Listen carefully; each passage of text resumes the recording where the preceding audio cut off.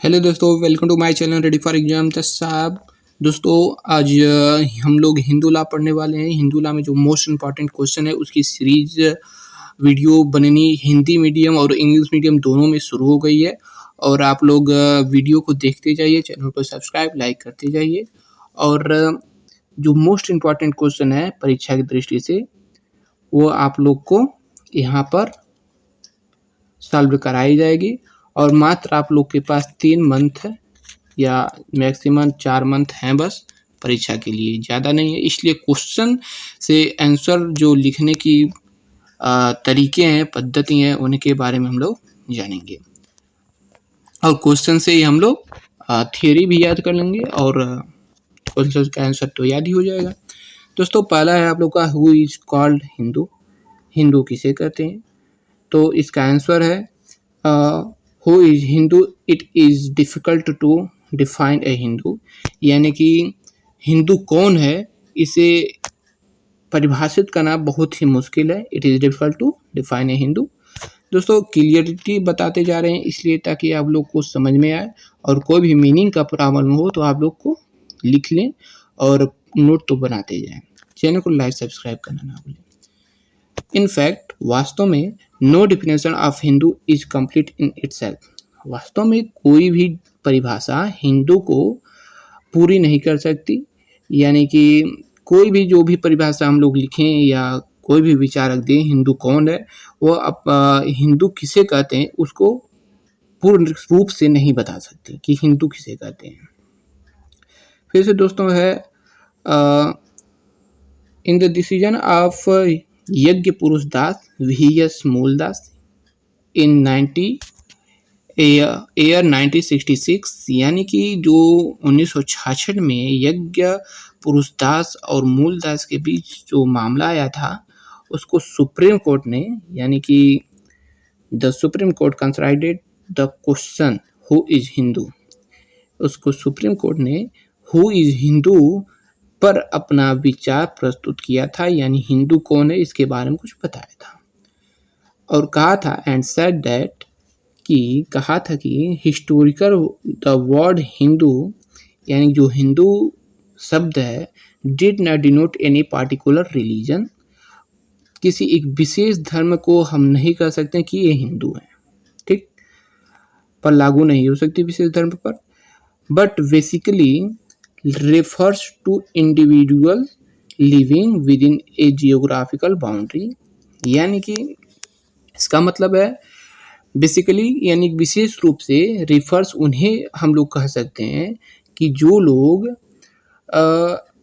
एक विशेष geographical boundary यानी कि एक भौगोलिक क्षेत्र में रहते हैं, विशेष भौगोलिक क्षेत्र में, उसे हम हिंदू कहते हैं। यानी कि जो सिंधु नदी के पहले तो हिंदू शब्द सिंधु नदी के ऊपर ही था, क्योंकि जो सिंधु नदी के आसपास जो भी बसे थे उन्हें हिंदू कहा जाता था, सिंधु। और सिंधु से ही हिंदू की शब्द की उत्पत्ति हो गई थी और सिंधी भाषा बोली जा रही थी तो उसे सिंधी न करके हिंदी कहने लगे सब। दोस्तों इसे नोट कर लीजिए। तो सिंधु नदी से हिंदू आया था हम लोग, जो भी उसके आसपास सिंधु नदी के आसपास बसे थे उन्हें हिंदू कहा जाता था। और सिंधी भाषा बोलने के कारण वह हिंदी भाषा हो गई, सिंधी को हिंदी कहने लगे। तो जो सिंधु नदी एक भौगोलिक क्षेत्र है, जो जहाँ तक सिंधु नदी फैली थी एक भौगोलिक क्षेत्र है और उस पर बसने वाले जो भी नागरिक थे उन्हें हिंदू कहा जाता था। इसके कहने का मतलब यही है कि जियोग्राफिकल बाउंड्री के एक विशेष जो स्थान है उसे हम हिंदू कहते हैं। फिर से दोस्तों अकॉर्डिंग टू दिस डिफिनीशन, इस डिफिनीशन के अनुसार the following person are Hindu, यानी कि जो नीचे पॉइंट दिए गए हैं ये 1 2 3, उसको हम हिंदू कहते हैं। क्योंकि because the Hindu law is applicable to them only, उन्हीं पर हिंदू लॉ लागू होता है, एप्लीकेबल है, योग्य है। दिस आर फॉलोइंग, यानी कि नीचे हैं। तो पहला क्या है कि person who are Hindus by religion, Jain और बुद्धिस्ट और सिख, यानी कि वह पर्सन, वह व्यक्ति जो जैन, बुद्धिस्ट और सिख हैं, उन्हें हम हिंदू कहते हैं। ठीक। फिर से दूसरा पॉइंट है, those person who are children of Hindu, Jain, Buddhist और सिख पेरेंट्स, यानी कि वे बच्चे जिनके माता पिता हिंदू हैं, यानी कि जैन हैं, बुद्धिस्ट हैं और सिख हैं, उनके बच्चे को या उनके माता पिता को, यानी सभी को, उनके पूरे परिवार को हम लोग हिंदू कहेंगे। लेकिन इसमें सिर्फ बच्चे का दिया है, लेकिन उनके सभी परिवार को हिंदू कहेंगे। फिर से तीसरा है आप लोगों का कि a person who is not a Muslim, Christian, Parsi and Jew, यानी कि जो भी मुस्लिम, क्रिश्चियन और पारसी हैं, उन्हें हम लोग हिंदू नहीं कह सकते, क्योंकि उनका धर्म अलग होता है। तो ये रही कुछ आंसर। लेकिन दोस्तों ये हुआ आप लोगों का लॉन्ग आंसर टाइप क्वेश्चन नहीं है, क्योंकि लॉन्ग आंसर टाइप क्वेश्चन में वीडियो ज़्यादा बड़ी हो जाती और बात उतना ही रहता। सार यही है, हम लोग का सारांश यही है, मेन टॉपिक यही है। इसी को आप लोग उस अगर लॉन्ग आंसर टाइप क्वेश्चन में लिखना हो तो इसको बढ़ाकर लिख सकते हैं और विस्तृत रूप से लिख सकते हैं। क्योंकि अगर आपको बढ़ाना चाहे तो आप लोग इसमें लिख सकते हैं कि person who are Hindus by religion, Jains और बुद्धिस्ट, इसे ही क्यों कहते हैं, इसके बारे में लिख सकते हैं। फिर से दूसरा पॉइंट में लिख सकते हैं कि चिल्ड्रेन जो उनके हैं हिंदू, जैन, बुद्धिस्ट, सिख, जो भी माता पिता हैं उनके बच्चे को हिंदू क्यों कहेंगे। फिर से इसका तीसरा पॉइंट जो है उसको भी बारे में हम लिख सकते हैं विस्तार रूप से कि मुस्लिम और क्रिश्चियन और पारसी और जीव जो भी है उसे हम हिंदू क्यों नहीं कहेंगे। ये सब दोस्तों हम विस्तार से अगर लिखना चाहें तो लिख सकते हैं। और अगर आप लोगों को कोई भी कन्फ्यूजन हो तो कमेंट के माध्यम से पूछ सकते हैं। अब अगला क्वेश्चन देखते हैं दोस्तों कि अगला क्वेश्चन क्या है। नेक्स्ट क्वेश्चन है आप लोग का दोस्तों कि what are source of Hindu laws. ठीक दोस्तों, हिंदू जो कानून है, हिंदू नियम है, उसके क्या स्रोत हैं, वो कहाँ से आए हैं। तो आंसर है आप लोगों का कि सोर्स ऑफ हिंदू लॉ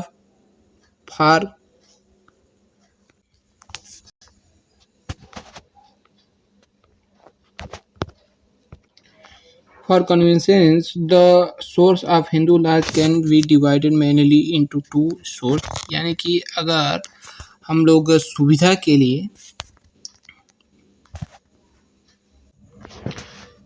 लिए दोस्तों the source of Hindu law can be divided mainly into two source, यानी कि हम लोग हिंदू जो लॉ है उसे मुख्य रूप से दो पार्ट में हम लोग डिवाइड कर सकते हैं। पहला है एंशिएंट सोर्स, दूसरा है दोस्तों मॉडर्न सोर्स। जो एंशिएंट सोर्स है यानी प्राथमिक स्रोत जो हैं या पुरानी जो स्रोत हैं, उससे हम लोग ये जानेंगे कि इसमें किस हिसाब से, मतलब किस तरह से दोस्तों हिंदू लॉज आया है, अगर विस्तार से लिखना चाहें तो। लेकिन इस तरह से थोड़ा बस नाम जान लेते हैं कि दिस इंक्लूड श्रुति, स्मृति, भाष्य, एस्से एंड ट्रेडिशन, यानी कि जो श्रुति है, स्मृति है, भाष्य है और एस्से यानी निबंध है, ट्रेडिशन ही प्रथाएं हैं, रूढ़ियाँ हैं, नियम कानून जो पूर्वजों से चलती आ रही है, उनके द्वारा क्या हुआ है दोस्तों, हिंदू लॉज की स्रोत है, हिंदू लॉज की उत्पत्ति हुई है एंशिएंट में। आगे दोस्तों देखें तो मॉडर्न सोर्स जो है वो है दिस इंक्लूड जस्टिस यानी कि न्याय, इक्विटी यानी साम्यता यानी कि, और कॉन्शियंस यानी कि जो सद्विवेक है यानी कि जो भावना है हम लोगों का। फिर लेजिस्लेशन यानी विधायन, विधि द्वारा जो लेख है हिंदू लॉ में। फिर से ज्यूडिशल डिसीजन यानी कि जो न्यायिक निर्णय है उनके अनुसार। तो एक कुछ रहे आपका पहला, दूसरा, तीसरा, यानी कि जो 5 डिसीजन है वो आप लोगों का मॉडर्न सोर्स है। ठीक, और एंशिएंट सोर्स में आपके बहुत हैं, श्रुति, स्मृति, भाष्य, एस्से, ट्रेडिशन और भी हैं, जैसे कि रूढ़ियाँ, प्रथाएं, फिर पूर्वजों से जो नियम कानून चलते आ रहे हैं, कुल नियम, ये सब जो है वो आप लोग का एंशिएंट सोर्स रहा है, और फिर से ये जो है आप लोगों का मॉडर्न सोर्स है। इसको विस्तार से लिखने के लिए दोस्तों आप लोग ये जानेंगे कि श्रुति क्या है, स्मृति क्या है, भाष्य क्या है, फिर से मॉडर्न ट्रेडिशन क्या है, फिर से मॉडर्न सोर्स में आप जानेंगे कि किस तरह से justice, conscience, equity, legislation, judicial decision ये सब कैसे अगर हिंदू राज के स्रोत बनी। अगर विस्तार में पूछे यानी कि लॉन्ग आंसर टाइप क्वेश्चन में पूछे तो आप लोग बताएंगे। फिलहाल इतना लिखेंगे तो बहुत ही है, ये समझिए सारांश है। फिर से आगे नेक्स्ट क्वेश्चन एक और देख लेते हैं दोस्तों। नेक्स्ट क्वेश्चन है आप लोगों का कि व्हाट आर द कस्टम्स, यानी कि प्रथाएं क्या हैं। प्रथाएं, कस्टम मीन्स होता है दोस्तों प्रथाएं। तो आंसर देखें कि custom are those rules which due to being prevalent in a particular family, class or place for a long time acquire binding recognition from the law। यानी कि कस्टम आर दोज रूल्स, यानी कि custom वे नियम हैं जो which means होता है जो due to being prevalent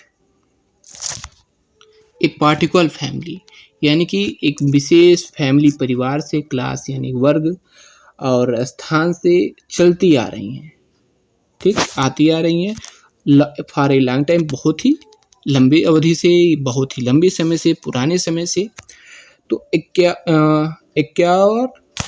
acquire binding recognition from the law, यानी कि और वह नियम से यानी कानून से दोस्तों बाध्यकारी हो गई हैं मानने के लिए कि ये नियम हो गए हैं।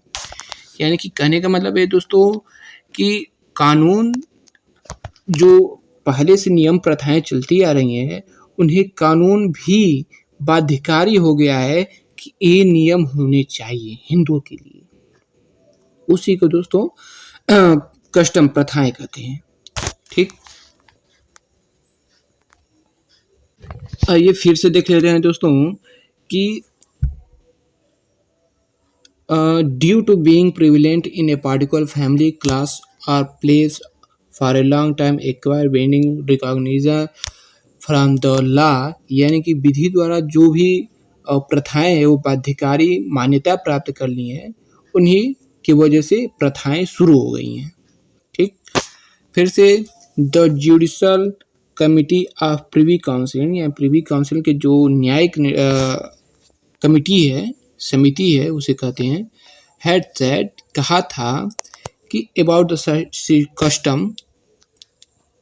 कस्टम के बारे में कि custom are the recognised rules of law due to long term use of a particular place, caste और फैमिली, यानी जो कस्टम बहुत दिनों से लॉन्ग टर्म यानी बहुत समय से यूज होती रही हैं एक विशेष स्थान, कास्ट यानी वर्ग और परिवार से, वह रूल्स बन गई हैं, कानून यानी कि रूल्स ऑफ द लॉ, यानी कि कानून बन गई हैं, वही प्रथाएं हैं।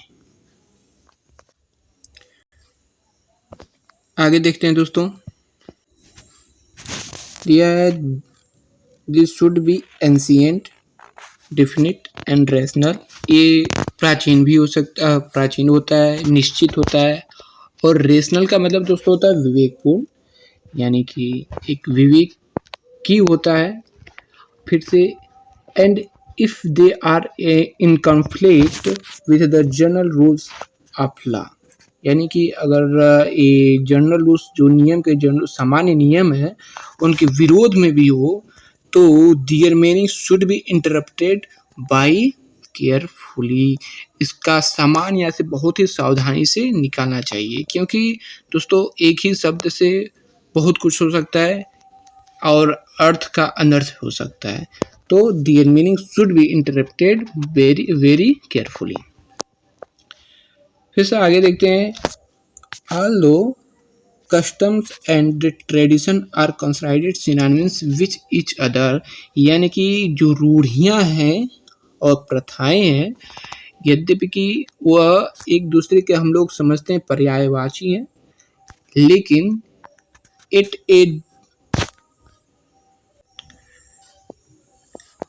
Eight a distinction in is between made between them, यानी कि उसमें थोड़ा सा अंतर होता है दोस्तों, क्योंकि आगे देखते हैं कैसे।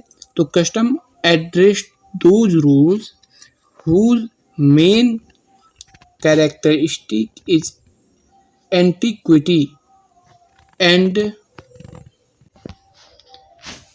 and convention are less ancient than them and were formed some time ago। यानी कि इसका अर्थ ये होगा दोस्तों प्रथाएं उन नियमों को संबोधित करती है जो लेस एंशिएंट यानी प्राचीन नियमों को बताती है, यानी प्रथाएं जो पुराने समय से चलती आ रही हैं उन्हें हम लोग कहते हैं प्रथाएं। और वेयर फाउंड सम टाइम एगो, कुछ समय के पहले ही, और कुछ समय के पहले ही दोस्तों जो नियम कानून बने थे उन्हें हम क्या कहते हैं, कन्वेंशन यानी कि रूढ़ियाँ कहते हैं। यानी कि दोस्तों एक विशेष अर्थ में देखें कि प्रथाएं यानी प्रथाएं उसे हम कह सकते हैं कि जो पुरानी समय से एंशिएंट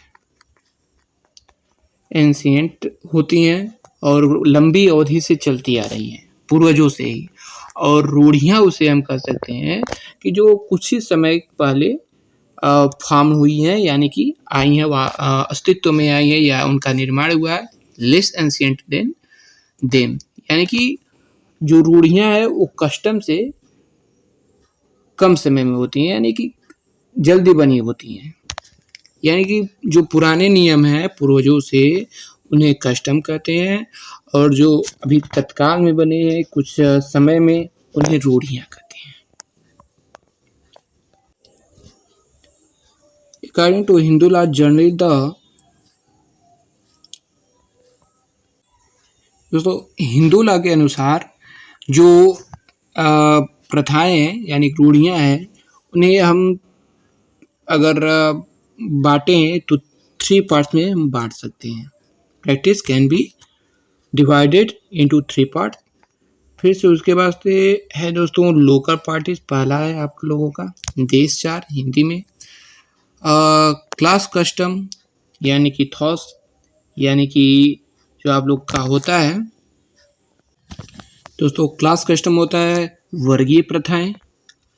फिर से और तीसरा है फैमिली कस्टम यानी पारिवारिक प्रथाएं, यानी कि देशाचार, कुलाचार और इथॉस मतलब होता है वर्गाचार, यानी कि देशाचार या कुलीनचार जो भी आप कहें।